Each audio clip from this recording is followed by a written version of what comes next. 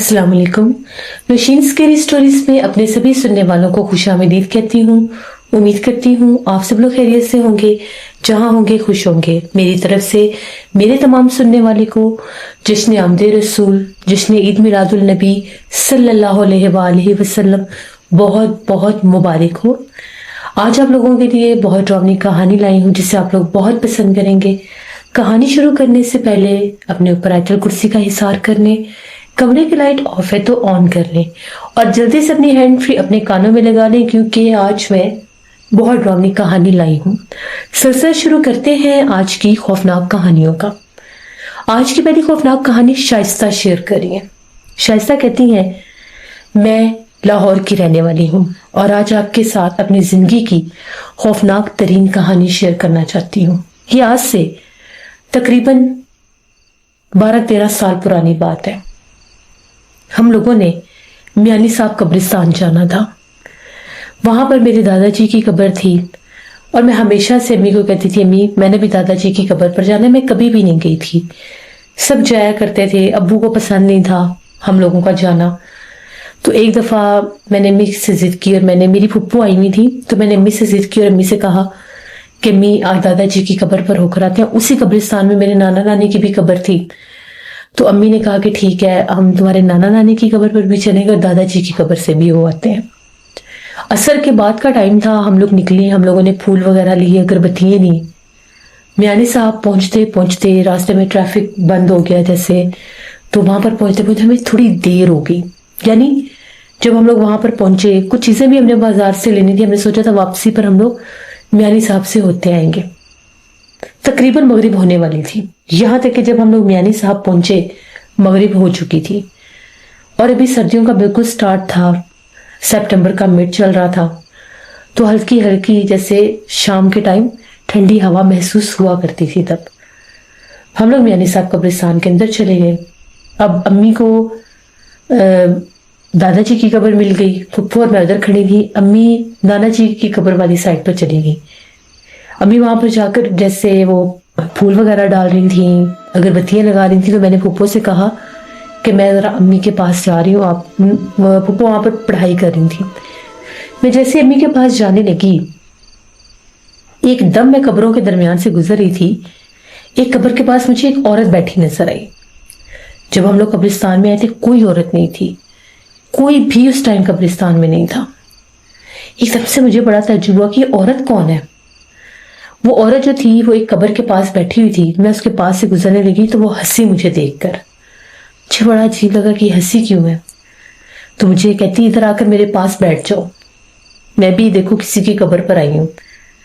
तो मैंने कहा कि नहीं, मैं अपनी अम्मी के पास जा रही हूँ, सामने मेरी अम्मी खड़ी है। मैं बोली तो अम्मी मेरी तरफ देख रही थी।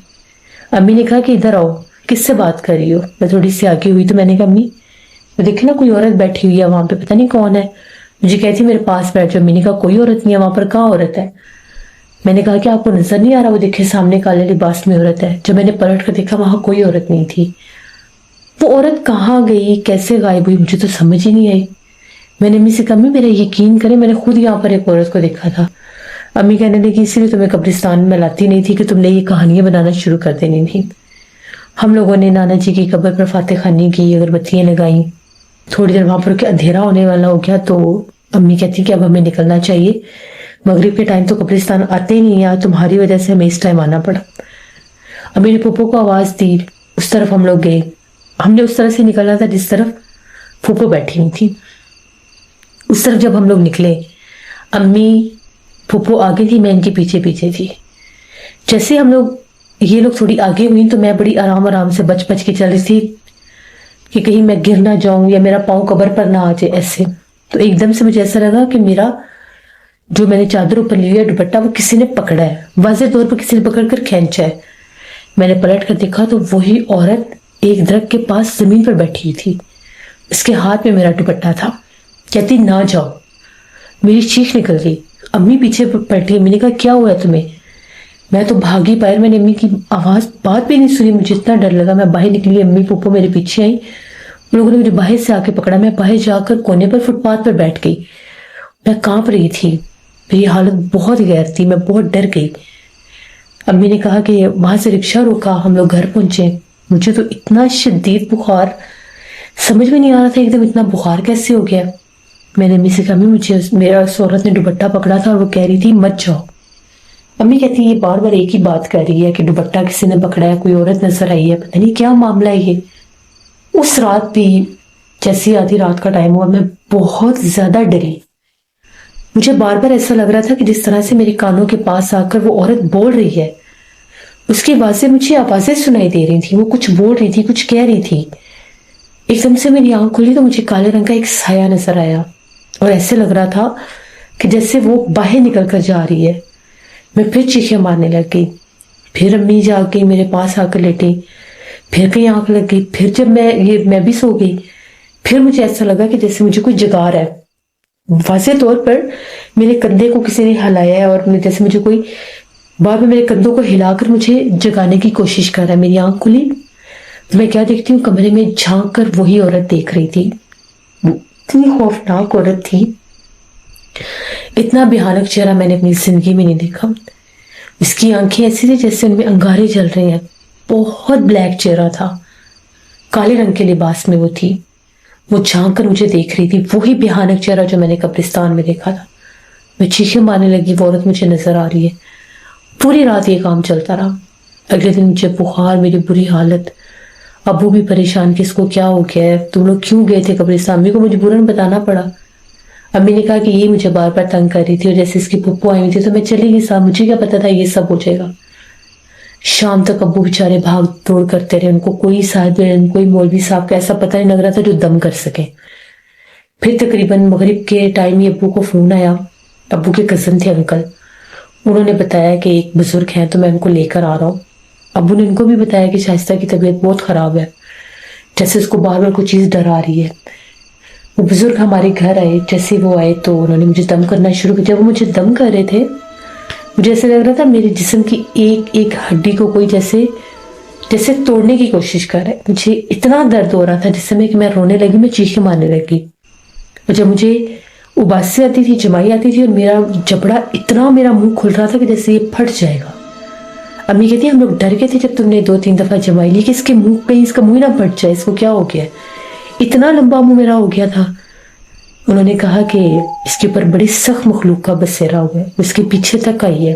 اس وقت وہ اس کے پیچھے لگی تھی جب یہ وہاں سے گزری. اس لڑکی نے پرفیوم لگایا ہوا تھا. مجھے عادت تھی، میں بہت زیادہ پرفیوم لگاتی تھی. اور شام کے ٹائم ہم لوگ قبرستان میں گئے، پھر وہاں پر میری یہی حالت ہونی تھی.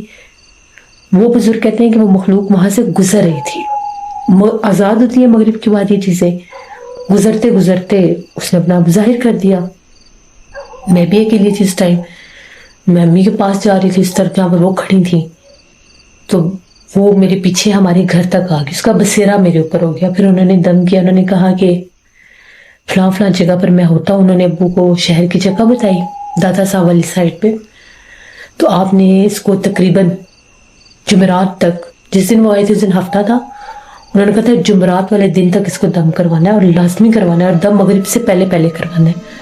مغرب نہیں ہونی چاہیے دم کا، ورنہ ناغہ پڑ جائے گا اور وہ دن گزر جائے گا، کاؤنٹ نہیں ہوگا. پھر یہ لوگ مجھے دم کروانے لے کر جاتے تھے. دم کے باوجود بھی میں رات کو سو نہیں سکتی تھی. مجھے خوف آتا تھا. وہی خوف میرے اوپر بھی طاری ہو گیا. خواب میں وہ چیز مجھے بہت ڈرانے لگ گئی، جیسے خواب میں وہ میرے پیچھے لگی ہوئی ہے، بھاگ رہی ہے. کبھی میں قبرستان میں ہوتی ہوں، کبھی اپنے گھر کی چھت پہ ہوتی ہوں، کبھی گلی میں ہوتی ہوں. ایسے مجھے ڈراؤنے خواب آتے تھے. پھر 7 دن کا جب دم پورا ہوا تو انہوں نے کہا کہ انشاءاللہ وہ چیز اس کو تنگ نہیں کرے گی. پھر انہوں نے ایک حفاظت کا تعویذ دیا. وہ تعویذ میں نے گلے میں پہنا. بہت عرصہ وہ میرے گلے میں رہا. میں سکون سے رہی. میں سو بھی جاتی تھی، مجھے ڈر نہیں لگتا تھا. ورنہ مجھے جھٹکے لگتے تھے، ایسا لگتا تھا کوئی چیز مجھے اٹھا کر پٹکتی ہے. 5 سال کے بعد میری شادی ہو گئی. شادی کے بعد میں تعویذ سنبھال ہی نہیں سکی. میں نے بہت عرصہ پہنے بھی رکھا، لیکن پھر سب پوچھتے تھے سسرال میں کیوں پہنا ہوا ہے، کیوں پہنا ہوا ہے. بہت سے لوگوں کو بتاتی تھی کہ مجھے ڈر لگتا ہے. میں ڈر گئی تھی جب میں ان میرڈ تھی، لیکن وہ لوگ اس بات کو سمجھتے ہی نہیں تھے. پھر کبھی میں نے پہن لینا، کبھی میں نے اتار کے رکھ دینا. وہ غائب ہو گیا. جب وہ غائب ہوا تو پھر سے مجھے اس چیز نے تنگ کرنا شروع کر دیا. اور مجھے اتنا وہ تنگ کرتی تھی کہ مجھے آوازیں دیتی تھی. میں کچن میں کام کر رہی ہوتی تھی، وہ عورت کے روپ میں میرے پیچھے آ کر کھڑی ہو جاتی تھی. کئی بار تو ایک بھیانک چہرے والی عورت کو میں نے اپنے پاس سوئے ہوئے دیکھا جب میں اکیلی کمرے میں ہوتی تھی. میں چیخیں مارتی تھی. پھر میرے سسرال والوں کو بھی یقین ہوا کہ اس کے اوپر تو واضح کسی چیز کا بصیرہ تھا، یہ ڈری ہوئی تھی یا جو بھی تھا. پھر ان لوگوں نے، میرے شوہر نے بہت کوشش کی ان بزرگ کو ڈھونڈنے کی. وہ بزرگ بالکل ان کا کوئی پتہ ہی نہیں چلا. پھر ایک اور عامل صاحب کو پتہ چلا، ان کے پاس لے کر گئے. انہوں نے بھی ایک تعویذ دیا اور ساتھ انہوں نے ایک پڑھائی بتائی.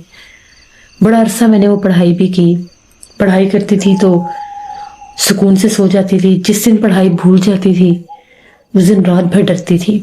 لیکن یہ ہے کہ تعویذ کے بعد وہ میرے قریب نہیں آتی تھی. پہلے تو میرے پاس کھڑی ہو جاتی تھی، عورت کے روپ میں ایک عورت میرے پاس کھڑی ہو جاتی تھی. اور اگر میں کمرے میں اکیلی سوئی ہوں تو میرے پاس وہ خوفناک چہرے والی عورت بن کے سو جاتی تھی. بلاتی تھی مجھے، میرا نام لیتی تھی. جب وہ تعویذ گما تو مجھے وہ سیڑھیوں میں بلاتی تھی، ایک عورت آوازیں دیتی تھی. میں اپنی ساس سے کہتی تھی، نند سے کہتی تھی مجھے کون آوازیں دے رہا ہے؟ وہ کہتی تھی ہم نے تو بلایا ہی نہیں ہے. پھر واضح طور پر مجھے سیڑھیوں میں کھڑی ہوئی نظر آتی تھی. میں چیخیں مارتی تھی. بہت میں ڈسٹرب رہی. پھر میں نے بہت عرصہ وہ پڑھائی کی. اللہ کا شکر ہے کہ میں نے 1 سال لگاتار وہ پڑھائی کی. تب اس چیز نے جا کر میری جان چھوڑی. بہت میں نے ٹف ٹائم دیکھا. میں بہت زیادہ مشکل سے گزری اس دور میں کہ میں اپنے کمرے میں اکیلی بیٹھ نہیں سکتی تھی. میں کبھی اپنی ساس کے کمرے میں چلی جاتی تھی، کبھی نند کے کمرے میں چلی جاتی تھی. چاہے میں جتنی بھی تھکی ہوتی تھی میں اپنے کمرے میں لیٹ نہیں سکتی تھی. ایک لمحہ اگر میری آنکھ لگنی ہے تو اس نے میرے کمرے میں آ جانا ہوتا تھا. پھر اگر کمرے کا دروازہ کھلا ہوتا تھا تو وہ باہر مجھے واضح طور پر سامنے ذہن میں کھڑی ہوئی نظر آتی تھی. بہت ڈرایا اس نے مجھے. اس کے بعد بھی گھر والے بھی پریشان ہوئے. ابو نے بھی ان بزرگ کو ڈھونڈنے کی بہت کوشش کی. کچھ لوگوں نے بتایا تھا کہ وہ سندھ سے آئے تھے، وہ واپس چلے گئے. کچھ نے کہا کہ پتہ نہیں وہ کسی اور شہر میں چلے گئے ہیں. پھر جو نئے عامل تھے ان کی پڑھائی اور ان کی تعویذ نے بھی مجھے سکون دیا. ابھی بھی وہ تعویذ میرے گلے میں ہے اور میرے ماشاءاللہ سے 3 بچے بھی ہیں. لیکن میں ابھی بھی ڈرتی ہوں. ابھی بھی میرے گلے سے اگر تعویذ اتر جائے، جس ٹائم وہ تعویذ اترتا جاتا ہے وہ چیز میرے پر حاوی ہو جاتی ہے. ابھی بھی، یہاں تک کہ میں اپنی کہانی بھی آپ کو بتا رہی ہوں تو ابھی بھی میرے کندھے بھاری ہیں. اس کے ذکر سے بھی میں اس حالت میں آ جاتی ہوں. تو یہ میری کہانی تھی اور آپ کے سننے والوں کو یہی کہوں گی کہ کبھی بھی قبرستانوں میں پرفیوم وغیرہ لگا کر نہ جائیں، کیونکہ یہ مخلوقات آزاد ہوتی ہیں، کسی بھی روپ میں آپ پر اپنا آپ ظاہر کر سکتی ہیں اور آپ پر بسیرا کر سکتی ہیں.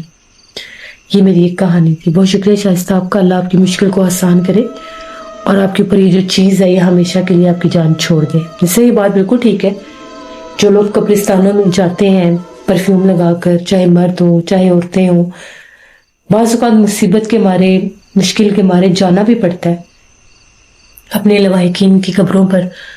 کبھی کبھار بے شک اسلام میں منع عورتوں کا جانا، لیکن مجبوری کے تحت بھی بعض لوگوں کو جانا پڑتا ہے. تو طہارت کی حالت میں جائیں، باوضو ہو کر جائیں، بڑی چادر لے کر جائیں اور اپنے کسی محرم مرد کے ساتھ جائیں تاکہ آپ لوگوں کو ڈر نہ لگے. اور بالکل پرفیوم وغیرہ لگا کر نہ جائیں. یہ چیزیں آپ کی حفاظت کے لیے بہت ضروری ہیں. آیت الکرسی، درود پاک چاروں کل کا حصار کر کے جائیں تاکہ یہ مخلوقات آپ کے اوپر حاوی نہ ہو سکے، آپ کو ڈرا نہ سکے.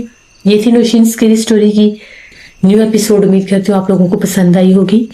اور اگر آپ لوگوں کو میرے چینل کی سٹوریز پسند آتی ہیں تو میرے چینل کو سبسکرائب کریں. جو لوگ وزٹ کر رہے ہیں ابھی تک سبسکرائب نہیں کیا تو میرے چینل کو ضرور سبسکرائب کریں. آپ لوگ بھی اپنی ہارر سٹوریز شیئر کر سکتے ہیں ڈسکرپشن باکس میں دیے گئے ای میل آئی ڈی noshinmir57@gmail.com پر. اس کے علاوہ آپ لوگ مجھے کمنٹ باکس میں بھی سٹوری شیئر کر سکتے ہیں. انشاءاللہ تعالیٰ پرسوں پھر ملاقات ہوگی کسی نئی خوفناک کہانی میں. اگر آپ لوگوں کو میری سٹوری انگلش میں ملتی ہے تو میں انگلش میں ریکارڈ نہیں کر رہی، میں اردو میں ہی ریکارڈ کر رہی ہوں. یوٹیوب کی طرف سے یہ نئی اپڈیٹ آئی ہے کہ لوگوں کو انگلش میں سٹوریز ملتی ہیں. ہمارے جو اردو کے پروگرامز ہیں وہ انگلش ڈبنگ میں ملتے ہیں. تو ان کو ہٹانے کے لیے آپ نے سٹوری کے اوپر 3 ڈاٹ کی سیٹنگ ہوتی ہے، اس کو کلک کریں گے، اس میں ہندی آٹو آ رہا ہوگا، اس کو پریس کریں گے تو سٹوری اردو میں ہو جائے گی. یہ میری طرف سے سیٹنگ چینج نہیں ہو سکتی، یہ آپ نے خود کرنی ہے. تو کائنڈلی اس چیز کو ضرور آپ لوگ سمجھیں اور اس کو کریں بھی صحیح. اللہ کرے یہ اپڈیٹ جلدی سے چینج ہو جائے اور جن لوگوں کو نہیں چینج کرنی آ رہی ان کی یہ مشکل آسان ہو اور وہ آرام سے سٹوری سن سکیں. اپنا بہت سے خیال رکھیے گا. اپنی ڈھیروں دعا میں مجھے, میری فیملی, میرے پورے پاکستان کو یاد رکھیے گا. Thank you for listening my stories. Stay tuned. اللہ حافظ.